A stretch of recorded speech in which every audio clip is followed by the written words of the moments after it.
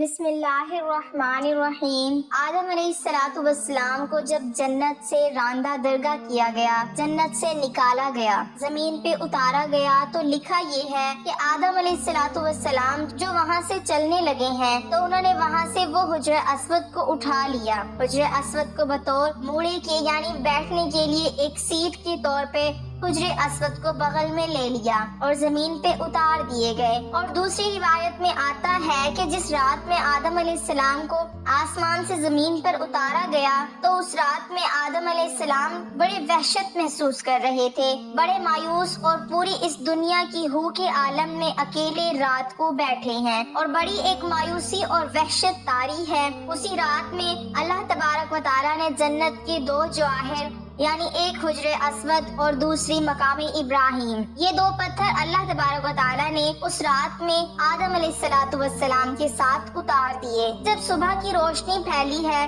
تو آدم علیہ السلام نے اپنے پاس یہ دونوں پتھر پڑے دیکھے، پہچان گئے کہ یہ تو جنت کے میرے ساتھی ہیں، کہ جنت کے جواہرات میں سے آپ نے دونوں کو لے کے سینے سے لگا کے ان کو بغل گیر ہو گئے۔ اس سے تسکین حاصل کرنے لگے کہ یہ وہ جنت کا ایک سامان میرے ساتھ آ گیا ہے۔ اس طریقے سے اللہ نے ان دونوں پتھروں کو زمین پر اتارا۔ اور عجیب بات ہے، ایک حدیث میں آتا ہے کہ آدم علیہ السلام جو حجر اسود لے کر آئے تھے، اصل میں حجر اسود ایک فرشتہ تھا۔ جب آدم علیہ السلام کو جنت میں اللہ تبارک و تعالیٰ نے آباد کیا، ایک فرشتے کی نگرانی لگا دی کہ آدم علیہ السلام کی نگرانی کرے کہ وہ ان تمام کی تمام جنتی ان کے لیے مباح ہے، لیکن یہ جو ایک درخت ہے، اس درخت کے کھانے سے ان کو منع کیا گیا ہے، تو تم اس کی نگرانی کرتے رہو، کہیں آدم علیہ السلام اس درخت کا پھل نہ کھائیں۔ چنانچہ یہ فرشتے وہ آدم علیہ السلام کی نگرانی کرتا رہا تو آدم علیہ السلام بھی محتاط رہے اور جنت کے اندر وقت گزرتا رہا۔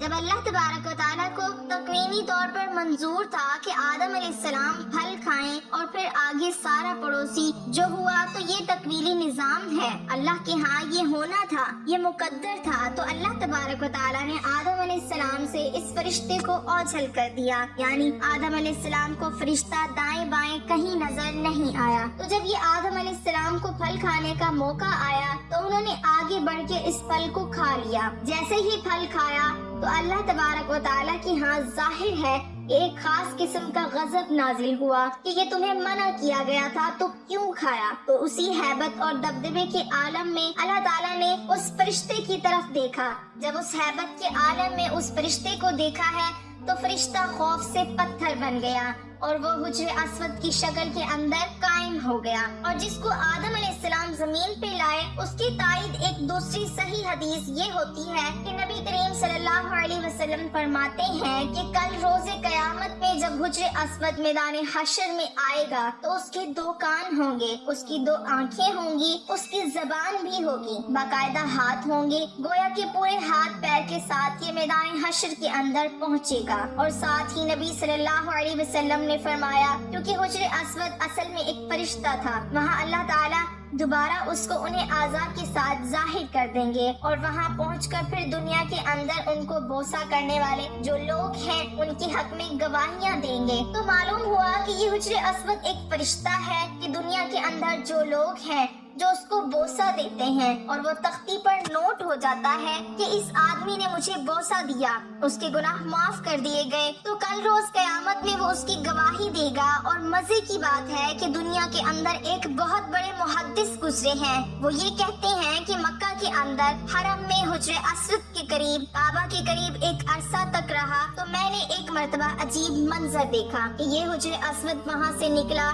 اور اس کے دونوں ہاتھ تھے، پیر بھی تھے، اس کے کان اور پوری ایک انسانی شکل میں نکلتا ہے۔ وہ نکلا اور کافی دور تک ٹہلتا ہوا اور دوبارہ اسی جگہ قائم ہو گیا اور اسی طرح پتھر کی شکل اختیار کر دی۔ اس روایت سے تائید ہو گئی ہے کہ جو اس بہت بڑے محدث نے یہ نظارہ دیکھا تو معلوم ہوا ہے، حدیث میں آتا ہے کہ جب حجر اسود کو کوئی حج یا عمرہ کرنے والا بوسہ دیتا ہے تو حقیقت میں وہ اللہ سے مصافحہ کرتا ہے، اللہ سے سلام کرتا ہے، تو سلام کرنے کے نتیجے میں اللہ تعالیٰ تعالیٰ اس کے سارے گناہوں کو معاف کر دیتے ہیں، جیسے خود دو ایمان والے جب آپس میں ایک دوسرے سے مصافحہ کرتے ہیں۔ حدیث میں آتا ہے کہ ان دونوں کے الگ ہونے سے پہلے، ان کے مسافے الگ ہونے سے پہلے اللہ گناہ معاف کر دیتے ہیں۔ تو وہاں حجر اسود کو مصافحہ گویا کہ اللہ سے مصافحہ ہے، تو اللہ سے مصافحہ اور گناہ معاف نہ ہو، یہ کیسے ہو سکتا ہے؟ اس سے اللہ تعالیٰ گناہوں کو معاف کر دیتے ہیں۔ تو یہ حجر اسود وہ فرشتہ ہے جو ہر بوسہ دینے والے کی تفصیلات کو نوٹ کر لیتا ہے۔ تو اللہ سے دعا ہے کہ اللہ تعالیٰ ہمیں حجر اسود کا سلام اور اس کا بوسہ لینے کی سعادت نصیب فرمائے۔ لیکن اس میں شریعت کا مسئلہ لکھا ہے کہ اس کے لیے آپ کسی دوسرے کو تکلیف دے کر اس کا بوسہ نہ لیں۔ تکلیف دے کر بوسہ لیں گے تو ظاہر ہے بوسہ لینا ایک مستحب عمل ہے، لیکن تکلیف دینا حرام ہے۔ حرام کام کر کے ایک مستحب حاصل کریں گے، اللہ تبارک و تعالیٰ کے آگے اس کی کوئی قیمت نہیں۔ اگر نہیں موقع